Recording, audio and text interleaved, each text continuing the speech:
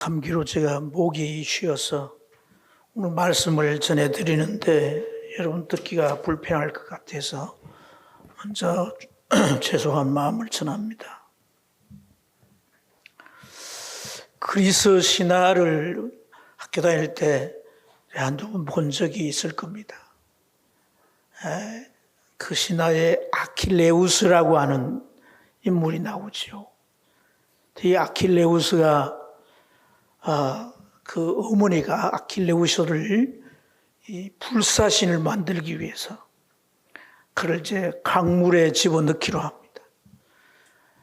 강물에 집어넣기 위해서 물에 다 잠겨야 되는데 물속에 완전히 잠기게 하기 위해서 아들의 발 뒤꿈치를 잡아가지고 끌어내리는 거죠.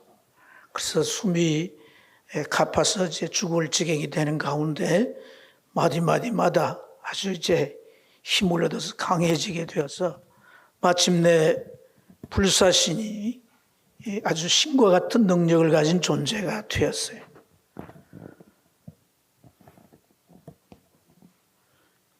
그래서 아주 힘을 쓸 수도 있고 대단한 존재가 되었는데 딱 한 군데 어머니가 잡았던 그 발목은 그 능력이 들어가지 않았던 거죠. 그래서 이 발목은 그의 약점이 되었다고 합니다. 그러한 약점 때문에 트로이 전쟁 때 참패를 당하고 죽게 되는 그런 신화의 얘기입니다. 우리가 이제 아킬레스건 이런 말을 하잖아요. 그죠? 그 발 뒤에 신경선을 일컬어서 표현하는 거지만 이 아킬레스건이라는 그러한 본래 의미는 이제 약점의 상징어라고 할 수 있습니다. 여러분 우리가 신앙을 가지고 살아가지만 우리 자신에게나 또 우리 신앙에게나 약점이 있다고 생각합니다. 각자가 가지고 있는 약점을 우리가 떠올려 보면 나는 이런 약점을 가졌구나 생각이 되고 그 약점으로 인한 어려움들을 우리가 상상하게 되어지죠. 참 세상에 살면서 어쨌든 우리가 참 부단히 애쓰고 노력해서 이 정도면 또 이만큼이면 내가 이제 신앙생활에 별 문제도 없고 잘 살아갈 수 있구나 라고 생각을 할 때쯤 예기치 않게 어떤 문제가 찾아오게 되고 그 문제 앞에 우리가 그냥 흔들리는 거죠. 그리고 좌절하고 낙심하고 신앙의 근본마저 막 뽑히게 되는 이러한 상황에 처할 수가 있습니다. 이게 바로 아킬레스건이죠, 신앙에. 이런 아킬레스건이 우리에게 있을 때 참 그것은 피할 수 없는 고통이 되고 또 뛰어넘을 수 없는 한계의 어려움이 될 수가 있어요. 그런데 우리만 아니라 우리가 익히 알고 있는 바울 사도도 이 약점, 아킬레스건이 있었다고 오늘 이 말씀은 기록해 주고 있어요. 7절에 보면 그의 아킬레스건을 이렇게 표현합니다. 육체의 가시 곧 사단의 사자다 이렇게 표현하고 있어요. 이게 언유적으로 이렇게 말했기 때문에 구체적인 내용을 금방 알 수 없지만 그는 이 약점 때문에 힘들어하고 이걸 인해서 하나님 앞에 간절히 기도하기도 했다라고 하는 기록을 볼 때 오늘 이 약점은 그에게 있어서 참 치명적인 것이 아니었나라고 생각이 되어집니다. 자, 이렇게 바울 사도도 이런 아킬레스건이 있었단 말이죠. 그런데 그는 어떻게 그걸 극복하고 또 신앙과 삶을 잘 세울 수 있었을까? 우리가 같이 나누면서 은혜 받고자 합니다. 자, 오늘 이 바울 사도가 약점으로 말한 게 뭐라고 그랬어요? 육체의 또 곧 사탄의 사자다 이렇게 말했어요. 이러한 표현에 대해서 해석이 여러 가지가 있지만 이 표현을 근거로 해가지고 바울이 겪은 일을 연결해 보면 무엇일까 하는 거예요. 그의 약점에 대해서 어떤 사람은 간질이 있었다, 또 어떤 사람은 두통이 있었다, 어떤 사람은 또 안질이 안 좋았다, 이런 표현을 쓰는데, 그러나 그런 여러 가지 원인을 규명해 주는 얘기들 가운데 가장 우리가 설득력이 있는 내용은 아마 안질의 문제가 아니겠는가 하는 생각을 하게 됩니다. 왜냐하면 그가 박해자로 다메섹에 갈 때에 주님께서 그를 더 이상 그리스도인들을 박해하지 못하도록 강한 빛을 비추게 될 때 그 눈이 이제 실명하게 되잖아요. 그런 이 실명의 과정에서 또 하나님께서 아나니아를 통하여 치유해 주심으로 눈이 회복되긴 했지만 그 충격에 의해서 안질이 계속해서 안 좋아졌다, 이렇게 볼 수가 있는 거예요. 눈이 안 좋으면 그게 이 육체의 가시라는 표현처럼 고통이 될 수 있죠. 가시는 찌르면 고통스럽잖아요. 눈이 안 보이니까 여러 가지 고통이 있었을 텐데, 이렇게 이 안질의 문제가 그에게 심각한 약점이다라고 하는 것을 우리가 성경 몇 군데에서 확인할 수 있습니다. 갈라디아 교인들에게 쓴 편지 내용에 보면 갈라디아 교인들이 바울 사도를 얼마나 귀하게 여기고 사랑하는지, 너희들이 눈을 빼게 해서 내게 주었을 것이라, 이렇게 표현합니다. 그러면 눈이 안 좋았다는 얘기잖아요. 그리고 이제 마무리에 인사 말을 쓸 때 또 그렇게 표현하면 내가 직접 큰 글씨로 너희들에게 써서 준다. 그러니까 눈이 안 보이니까 글씨도 크게 써야 되겠죠. 자, 이런 표현들을 볼 때 그가 이 눈병, 이 안질의 문제가 있었다라고 우리가 그렇게 생각해 보게 될 수 있습니다. 그런데 이게 어찌하여 이 육체의 가시가 사단의 사자로 표현될 수가 있겠는가 하는 거예요. 사실 바울 사도는 다메섹에서 주님을 만난 이후에 이방 사도로 부름을 받고 하나님께서 그 사명을 감당하도록 성령을 통하여 큰 능력을 부어주셨어요. 그래서 병이 낫게 하는 기적을 나타내고 귀신들을 쫓아내고 온갖 표적들을 행했어요. 뿐만 아니라 삼층 누각에 떨어져 죽은 청년도 기도를 해서 살려내는 역사가 있기도 했잖아요. 그렇게 하나님의 능력이 다양하고 대단한 능력이 나타나는데 자기의 이 눈아픈 병, 이 병을 치유하지 못하게 되었을 때 그를 적대하고 반대하는 그런 세력들이 그것을 비판거리로 삼는 거예요. 다른 사람 그렇게 고쳐주고 다른 사람 치료해 주는데 정작 자신의 병을 못 고치네? 하나님의 능력을 받은 건 사실인가?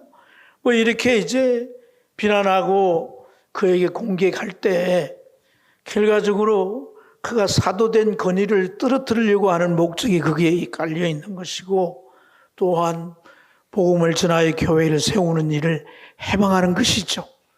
그렇게 본다면 사단의 사자란 말이 맞다라고 우리가 이해할 수 있는 줄로 믿습니다.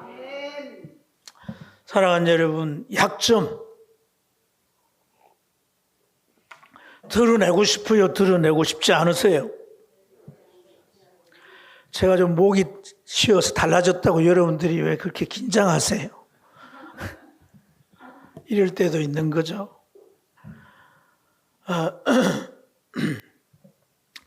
그래요. 참 잘 관리를 해야 되는데 제 주변이 전부 감기 걸린 사람들만 있었어요.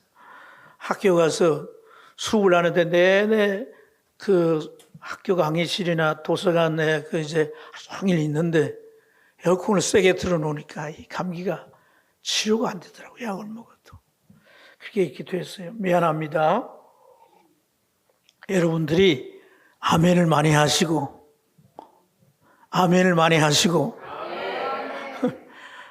반응을 잘 해주시면 저도 힘내서 목이 쉬든지 간에 계속 전하겠습니다.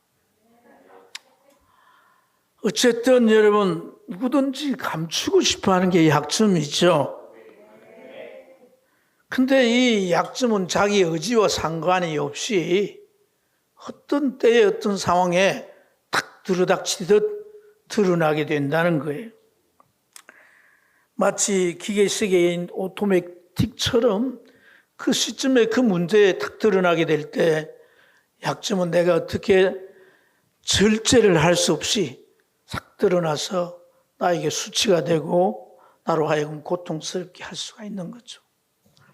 그런 좋은 예를 우리는 구약의 큰 인물 가운데 아브라함에 의해서 찾아볼 수가 있습니다. 여러분, 아브라함의 약점이 뭘까요? 아브라함이 창세기 12장 11절로 13절에 보면 사라에게 이런 부탁을 해요. 그대는 아리따운 여인이라. 애굽 사람이 그대를 볼 때 이르기를 이는 그의 아내라 하여 나는 죽이고 그대를 살리리니 원하건대 그대는 나의 누이라 하라. 그리하면 내가 그대로 말미암아 안전하고 내 목숨이 그대로 말미암아 보존되리라. 이렇게 부탁을 해요. 그래서 이제 그렇게 했더니 애굽의 왕 바로가 어떻게 합니까? 자기의 아내로 삼으려고 데려가게 되죠.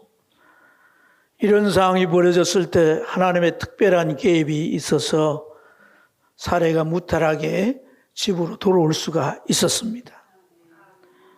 이게 사실 아브라함의 약점이에요. 근데 이 일이 한 번만 아니라 또다시 일어나게 돼요. 세월이 흘러서 아브라함이 그랄이라고 하는 곳으로 내려가서 살게 되는데 이 그랄에도 아비멜렉이라고 하는 왕이 있었습니다. 근데 그 아비멜렉이라는 왕이 또 사례를 자기의 아내로 삼으려고 데려갔어요. 왜냐하면은 역시나 아브라함의 이제 누이 동생이라고 말했기 때문이에요. 그러니까 이런 일들이 계속 반복된다라고 하는 것은 아브라함에게 있어서 그 상황이 되면 반드시 그 약점은 탁 드러나게 되고 큰 어려움을 야기시키는 것을 볼 수가 있습니다. 사실 애굽의 일과 이 그랄의 일은 수십 년의 세월이 지난 이후예요. 그런데 이 수십 년의 세월 가운데 어떤 일이 일어났습니까? 하나님이 내 부모 친척 다 두고 떠나라고 했지만 조카 롯을 데리고 왔잖아요. 근데 날 깨닫고 그 상황에 의해서 그렇게 되진 거기도 하지만 조카 롯을 내보냅니다. 믿음 없는 조카가 소돔 고모라 가서 살다가 그곳에 전쟁이 일어났어요. 부유한 롯은 이 가족이며 또 자기의 재산이며 몽땅 다 잡혀갔어요. 빼앗겼어요. 이런 가운데 그가 318명의 집의 가솔들을 데려가서 전쟁을 치러요. 그 연합국의 군인들과 함께 전쟁을 치루어서 기습전으로 승리하게 되는 거예요. 큰 승리의 궤거를 거두었습니다. 이게 믿음 없이는 불가능한 일이잖아요. 뿐만 아니라 이 소돔 고모라가 죄악이 관영해서 멸망하게 될 때 하나님께 기도해요. 그 기도 내용을 보면 하나님하고 딜하는 것 같아요. 50명만 있으면 이성을 멸하지 않겠습니까? 하면서 계속 내려가게 되잖아요. 10명까지. 그는 자기 민족도 아닌 다른 족속을 위해서 이렇게 중보기도까지 하는 그런 성숙한 신앙이 됐어요. 그럼에도까지 자기에게 약점이 계속 어떤 상황에 드러나게 된다는 거예요. 이런 것을 우리가 볼 때 약점이라고 하는 것은 내가 어떤 체험을 하고 또 내가 믿음이 좀 자랐다고 해서 그 약점도 함께 없어져 버리는 게 아니라는 것을 생각할 수가 있게 됩니다. 어찌 보면 약점은 약점대로 남아 있어서 그것이 우리를 괴롭게 한다는 것이죠. 여러분, 이런 약점의 실체가 무엇일까요? 아브라함은 맹세의 남편이고 가정의 가장이지 않습니까? 사랑하는 아내를 두고 그렇게 하고 싶겠습니까? 내 아내가 남의 품에 들어가서 그의 여자가 된다는 게 참 이게 용인이 될 일이냐고요. 그렇지 않습니까? 그럼에도 불구하고 아브라함은 이 약점 앞에 결국 이제 무너지는 겁니다. 이 부분에 와서는 그냥 약해져 버려요. 힘을 못 써요. 그래서 그냥 그 앞에 다 굴복하고 마는 거예요. 오늘 이러한 심리적인 작용을 어떤 단어로 표현할 수 있겠어요? 두려움이라고 하는 단어로 표현할 수 있습니다. 자기가 어떻게 할 수 없는 큰 두려움이 엄습해 오는 거죠. 여러분, 왜 이 아브라함에게서 이런 두려움이 자꾸 약점으로 작용하게 될까요? 갈대아 우르 고향에서 하나님의 부름을 받습니다. 하나님의 부름은 어떤 거예요? 저 가나안 땅에 가서 살라는 거죠. 가나안 땅과 거리는 굉장히 멀어요. 그래서 아브라함이 평생 한번 가보지 않은 곳이기도 합니다. 요즘은 지구촌이라 그러잖아요. TV 앞에서 우리는 안 가본 세계를 다 알아요. 그런데 그 당시에는 이런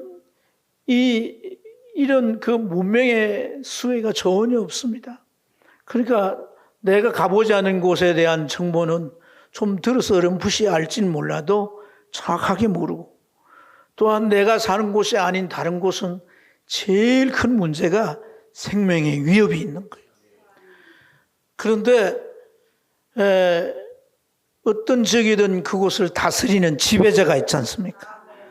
그 사회에는 법도 있지만 사실 그 지배자가 법 위에 있어요. 그래서 아무리 법이 있어도 그 지배자가 이렇게 하라, 그럼 그게 법이 되는 거예요. 만약에 아브라함의 가진 재산이 탐이 나든지, 또 아브라함의 아내가 아리따워서 탐이 나면 내 여자 삼겠다 하면 거절이 곧 죽음이란 거예요.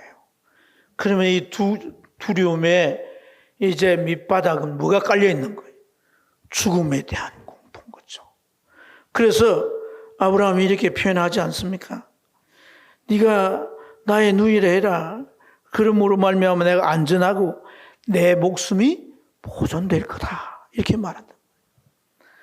그러니까 아브라함은요, 다른 데는 몰라도 이 권력자들 앞에 가면 다 그냥 그 앞에 서면 두려움이 음습해 와가지고 약해지고, 그 약해질 때 그는 그들의 요구대로 다 들어줄 수밖에 없는 이러한 약점이 되고 말았다는 거예요.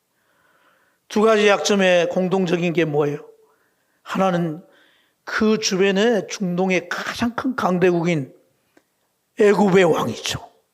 또 하나 그랄은 사실 그 가나안 땅에서도 가장 세력이 있는 그런 이제 족속의 왕이 바로 아비멜렉입니다. 뭐 우리가 노래도 그대 앞에 서면 왜 약해지는가? 그 약점이라고 볼 수 있는지 모르겠지만 하여튼 이 아브라함은 이런 권력자 앞에 서면 너무나 약해지는 거예요. 모든 걸 잃고 자기 생명마저도 잃을까 봐. 오늘 이러한 약점, 이 아브라함의 약점을 우리가 들여다보면 참 우리에게도 참 어찌 보면 내 힘으로 어찌할 수 없는 약점이 있다라고, 그 약점이 주는 그런 상황들을 우리가 상상하고 실감하지 않겠어요? 리처드 포스트라고 한 사람이 쓴 책에 보면 돈, 권력, 섹스, 이 세 가지, 제목도 그래요. 이 세 가지는 대부분의 사람들의 약점이란 거예요. 그래서 돈에 강하지만 이 권력이나 이제 그 권력에 이제 많이 이제 약하고 무너지게 되고, 또 돈과 권력에 자유하지만은 또 여자의 문제, 이 여자의 문제에 약해서 넘어지기도 한다는 거예요. 이게 사람들이 보편적인 그 약점의 범주라고 말합니다. 인간은 누구나 자기만의 약점 앞에서 무너질 수밖에 없는 연약한 존재라는 것을 그 책에서 잘 말해주고 있는 줄로 믿습니다. 자, 이렇게 약점은 우리로 하여금 어떤 면에서 그 인생, 그 신앙도 그 약점을 어떻게 잡아주지 못하는 가운데 참 큰 문제인데, 오늘 우리가 참 이 눈여겨 주의해야 볼 대목이 오늘 이 말씀에 있어요.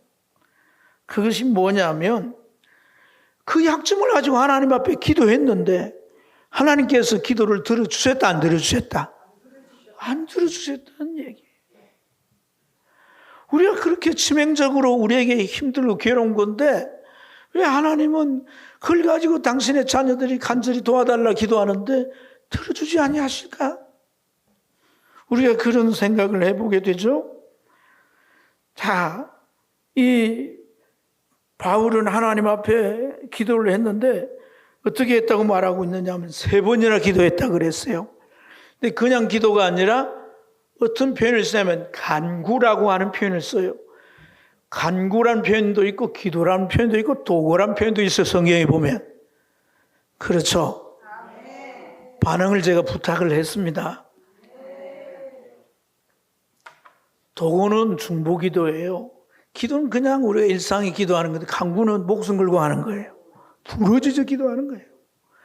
3번이나 그렇게 기도했으면 일반적으로 기도했던 건 많이 했겠죠.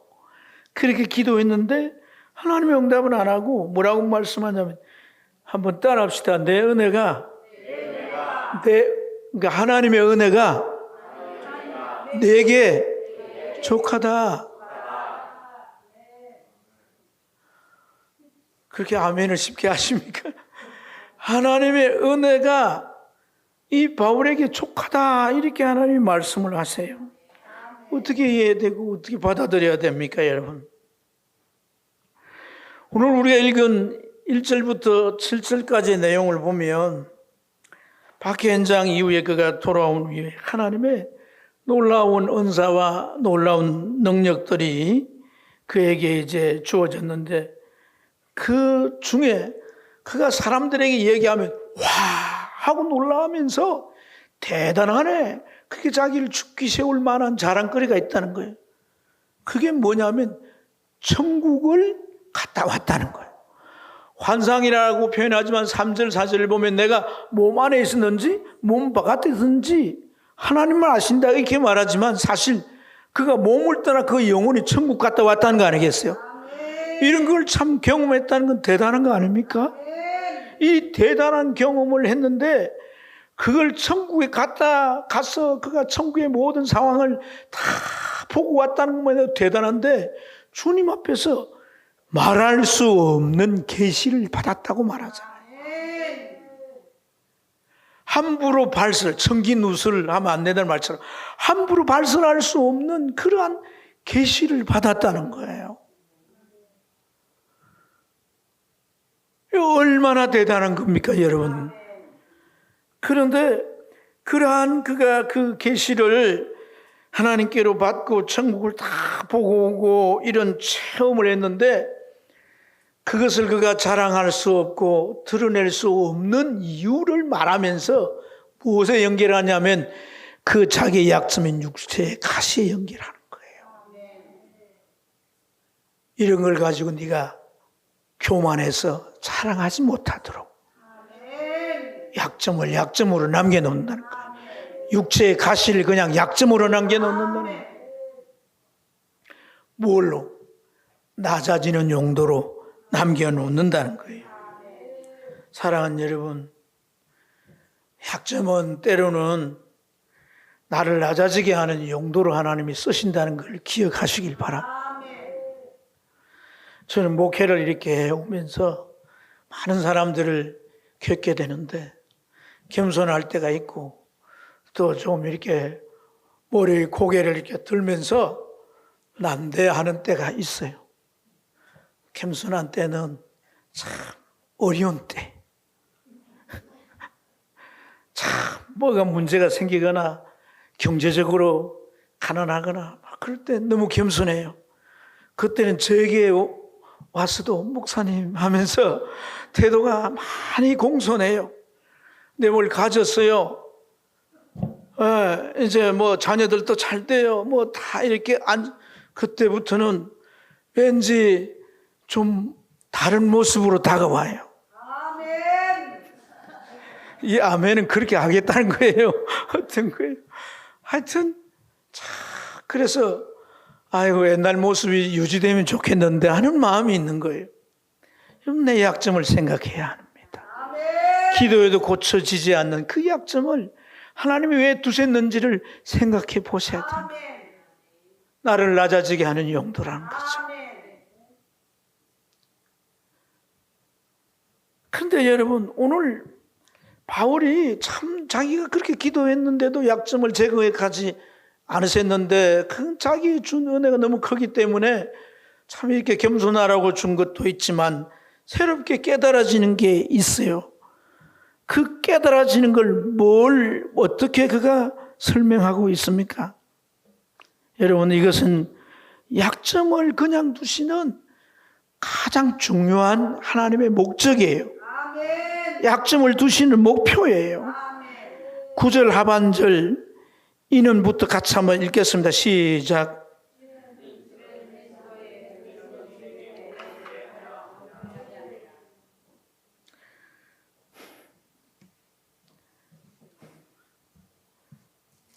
그렇게 짧은 구절이 아닌데.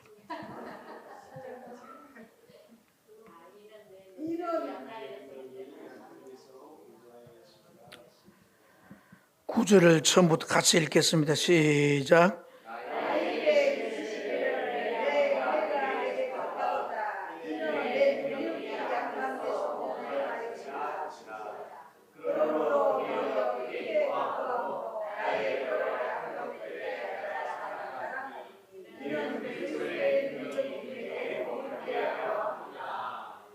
아멘. 내가 약한 것, 그게 기쁜 거다. 그걸 내가 자랑한다. 왜냐하면 내가 약할 그때 그리스도의 능력이 내게 머문다. 아멘. 내게 약한 그때에 하나님의 능력이 오더란 거예요. 아멘. 하나님의 약함을 두신 하나님의 본의가 이거란 겁니다. 아멘. 나를 창피스럽게 어려움을 당하고 참 내가 곤고하게 힘들게 참 내가 남 앞에 부끄럽게 수치를 내가 그렇게 그게 목적이 아니라 그런 약점이 우리로 하여금 나를 낮추게 하고 내가 참 낮추어져서 있을 때 그 약함 속에 있는 나에게 주님은 찾아오셔서 위로하시고 다시 나에게 새 힘을 주시고 능력을 부어 주시더라. 그 고백이에요. 그리스도의 능력이 내게 머물게 하려 함이라. 여러분 그렇다면 우리가 기도해도 약점을 거두어가지 아니하시는 것이라고 한다면 여러분 오늘 우리가 주님의 능력이 내게 어떻게 머물게 하겠는가가 관건인 줄로 믿습니다. 약점 없습니까? 약점이 있다면 이것이 중요하잖아요. 할렐루야. 여러분 제가 오늘 말씀에서 두 인물을 제가 좀 두고 말씀을 나누는데 먼저 나눈 사람이 사실 두 번째 나눈 사람이 아브라함이죠. 아브라함이 권력 앞에 두려워했다고 했습니다. 그래서 자신의 입으로 내 아내에게 나의 누이라 해라. 그래야 이제 내가 살 수 있다라고 말했는데 이 두려움의 바닥이 죽음에 대한 그의 이제 생각 때문이 아니겠습니까? 죽음에 대한 두려움 때문에 그는 계속해서 그 약점이 그를 참 믿음의 조상이라고 하는 그 이름을 그 이름을 땅에 떨어뜨릴 만큼 그런 이제 모습을 보이는데 그가 어떻게 이걸 극복해 나가는 거예요? 자, 바닥에 깔린 게 뭐예요? 죽음이란 거예요. 죽음. 그렇죠. 죽음의 두려움. 근데 100세가 되었을 때 그는 하나님으로부터 이삭을 얻게 됩니다. 그 이삭은 뭐예요? 하나님의 약속을 이룬 거예요. 100세가 되었다라고 하는 이것은 그냥 그 나이가 됐는데 자식이 낳았다. 이게 아니에요. 자식을 낳을 수 없는 상태란 거예요. 자식을 낳을 수 없는 상태. 그러니까 무에서 유가 창조된 것이나 다를 바가 없다는 거예요. 기적이 일어났다는 거예요. 그래서 그런 이러한 그 하나님의 언약을 이루시는 그 하나님의 언약을 경험하면서 다 죽어가는, 전에는 나이가 있을 때는 좀 살아보려고 죽음을 위협하는 그 앞에서 그냥 어쩔 수 없이 약해지고 굴복하고 말았는데 이제 언제 죽어도 죽을 수밖에 없는 그런 나이에 그 하나님의 약속이 이루어진 것을 체험하게 될 때 그는 죽음의 의미를 달리 이해하게 되는 것이다. 죽음이 누구 손에 달려 있어요? 그렇습니다. 살고 죽는 것이 하나님의 손에 달렸구나. 그는 그걸 체험하게 된 거예요. 죽음, 그에게 사실 이 두려움을 주는 것과 함께 더불어서 그 마음에 반대적으로 간절한 소원이 뭐예요? 자식 아닙니까? 대를 이어줄 자식이 아니겠습니까? 그런데 죽음의 직전, 나이가 많아서 이제는 죽음을 기다리는 이러한 시점에서 아무것도 할 수 없는 시점에서 하나님께서 그 언약을 이루고 자식을 주셨다라고 할 때 살고 죽는 이 모든 주권이 하나님의 손에 있구나 하는 것을 머리로 아는 게 아니라 그 온 전인적인 인격으로 알게 된 줄로 믿습니다. 그래서 그것이 그 마음 안에 확실히 정립됐다라고 하는 것은 하나님이 그를 시험하죠. 아들 이삭을 제물로 갖다 바치라. 하나님 앞에 제물로 갖다 바치는 그 과정을 우리가 잘 알고 있어요. 실제로 그는 그 아들을 죽이려고 했습니다. 천사가 급하게 멈추지 않았으면 칼은 그 아이의 목을 내려 찔렀을 것이에요.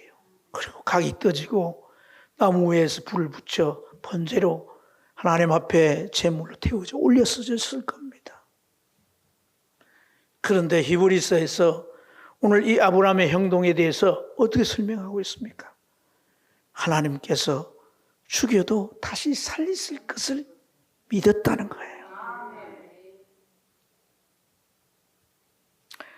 그러므로 아브라함은 이 죽음을 극복하는 순종을 나타낼 수 있었던 줄로 믿습니다.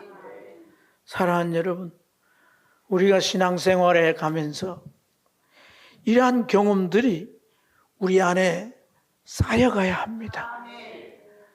여러분들이 편안하게 안정되게 살아가는 이게 축복이다라는 생각을 가질 때 그게 틀렸다고 말하지는 않겠습니다. 그러나 때로는 우리가 내 신앙에 아직 개척돼야 할 영역들에 도전해야 되는 거예요. 육신적인 삶에 내게 필요한 조건들이 갖추어져 있어서 그것이 언제든지 나를 안전하게 해주고 내 생명까지도 보존해 줄 거라는 생각을 여러분들이 굳혀서는 안 됩니다.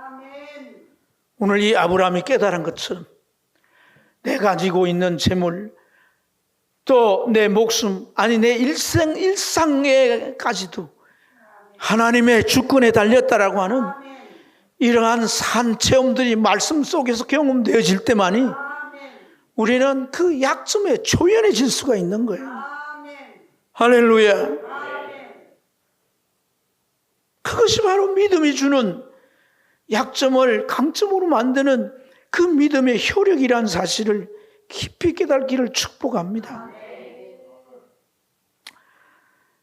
약점에 우리는 우리의 시각이 매몰되어서는 안 됩니다. 사랑하는 여러분, 신앙이든 여러분 자신에게든 한 가지의 강점이 있다 할지라도 그것에 눈을 돌려야 된다는 교훈이 오늘 이 메시지 속에 있는 줄로 믿습니다. 재미있는 얘기가 있어요. 아르투로 도스키닌이라고 하는 사람이 있는데 이 사람은 아주 명성 높은 지휘자입니다. 오케스트라를 지휘하는 지휘자인데 이 이탈리아 출신인 이 지휘자는 본래 첼로 연주가였어요. 근데 이 첼로 연주가가 어떻게 유명한 지휘가가 됐는가, 지휘자가 됐는가? 이 사람은 심한 근시가 있었어요. 그래서 이 근시면 물체가 잘 안 보이잖아요. 악보도 잘 안 보이겠죠. 그런데 이제 연주가 되면 그런 연주를 앞두고 악보를 어떻게 하느냐면 외우는 거예요. 밤새도록 외우는 거예요. 그래서 악보를 자기 악보뿐 아니라 전체 악보를 통째로 다 외워버리는 거예요. 그래서 그렇게 늘 하는 게 이 사람의 이제 그 일이에요. 이 심한 근시는 연주하는 그런 연주자에게 있어서 굉장히 심한 약점이잖아요. 그렇지 않습니까? 근데 그는 연주하는 게 너무 좋기 때문에 이 극복을 하기 위해서 아주 악보를 통째로 외워버리는 거예요. 그래서 한 번은 이제 오페라 극장에서 공연을 하게 되는데 지휘자가 뭐 여러 가지 극단과 관계가 안 좋아가지고 병원에 입원을 해버렸어요. 갑자기 연주를 앞두고 그렇게 연주는 이제 다 표도 팔리고 준비가 됐는데 지휘자가 사라져서 내가 어떻게 돼 이게 큰일 난 거 아니에요. 그래서 이 극단 단원 가운데 지휘를 할 수 있는 사람을 찾아봤는데 유일하게 지휘를 할 수 있으려면 악보 전체를 다 알아야 되는 거예요. 그 사람이 바로 이 토스카니니인 거예요. 나이가 20대입니다. 20대. 근데 그 지휘를 할 수 있는 유일하게 이 한 사람밖에 없는 거예요. 그래서 그가 등단해서 지휘를 했는데 그 연주가 앵콜이 되고 빅히트를 친 거예요. 그때부터 그는 첼로를 연주하는 게 아니라 지휘자가 돼가지고 지휘를 해서 이탈리아의 최고 지휘자 중에 한 사람이 됐다는 거예요.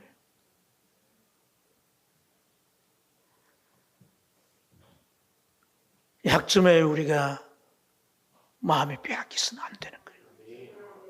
내게 한 가지라도 내게 장점이 있는 줄로 믿습니다. 그것을 나의 강점으로 만들어요.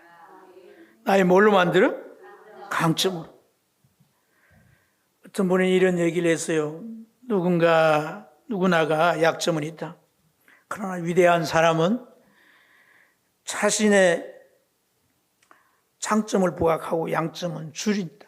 하지만 실패한 인생은 종종 자기 약점 때문에 인생을 망치게 된다. 여러분, 우리가 약점이라고 하는 것이 아무리 치명적이다 할지라도 우리의 강점이 자꾸 개발되어지고 그것이 더 커져서 부각되어지면 약점은 그렇게 문제가 안 돼요. 아멘. 그래서 여러분 우리가 주님 안에서 모든 것을 잘해 나갈 수 있는 줄로 믿습니다.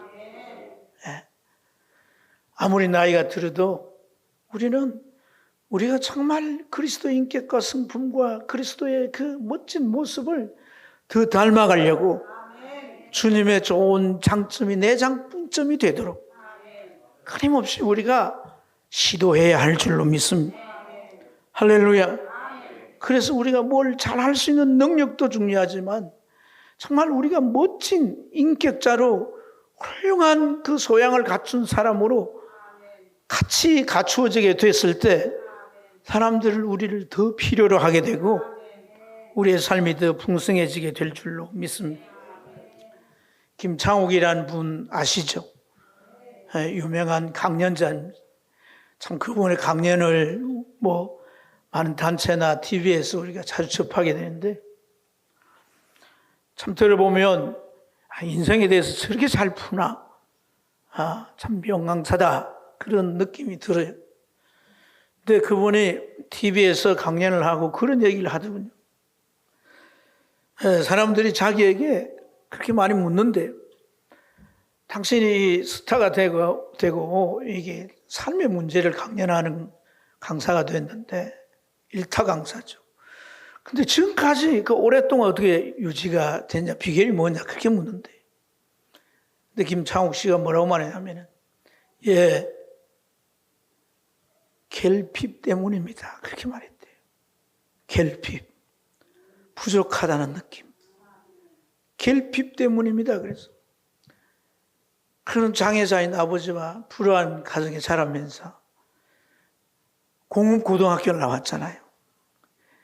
경희대 이제 대학을 나왔지만은 하여튼 그는 자기의 결핍이 결국 그의 약점이었는데, 그러나 그 결핍 때문에 그는 뭘 잘할 수 있는지 자기 강점을 찾아서 끊임없이 그걸 개발했다는 거예요.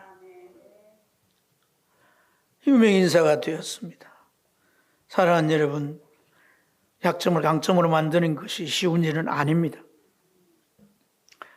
바울사도가 참 그의 약점, 이 안질이 안 좋은 것, 그래서 글도 잘 읽지 못하고 누굴 봐도 잘 식별이 안 되고, 나이가 들어갈수록 그렇게 될 때 많은 능력을 행하고 온갖 기적을 행했지만, 당신이 진짜 사도 맞냐, 하나님의 능력이냐, 그 능력이 이렇게 신문하고 비판을 해서 자기 사역에 많은 폐해가 왔지만은, 오늘 10절에 그럴지라도, 그런 상황이 돼도 그럴수록 내가 그리스도를 위하여 약한 것들과 능력과 궁핍과 박해와 공고를 기뻐하노니 내가 약한 그때 강함이라.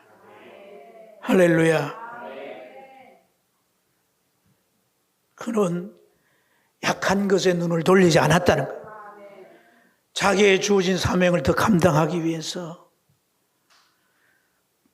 그 약함만이 아니라 또 약한 것들이라고 표현된 모든 어떤 그 불리한 상황들, 그런 상황들 속에서도 능력이나 궁핍이나 또는 곤고나 박해나 이런 것을 오히려 기뻐하면서 사명을 위해서 나가게 된 하나님의 능력이 그를 붙들더라는 거죠.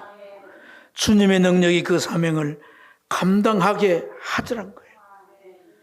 믿음의 눈은, 약점은 하나님의 은혜의 통로고, 그 약점의 상황 속에 주님의 능력이 머문다라고 하는 이 중요한 인식을 여러분들이 놓쳐서는 결코 안 될 줄로 믿습니다. 어떤 약점이 있다 할지라도 수치가 아닌 강점을 만드는 결핍으로 여겨서 그걸 채워나가기를 주의 이름으로 축복합니다. 그렇게 채워나가게 될 때 하나님께서는 여러분들을 더 크게 세우시고, 여러분들이 가지고 있는 작은 장점이라도 좋은 은사가 되게 하셔서 하나님께서 쓰시고 더 풍성케 하시고 더 필요한 사람이 되게 하시고 더 높이 들어 쓰시는 그런 축복의 앞날이 있게 될 줄로 믿습니다. 기도하겠습니다.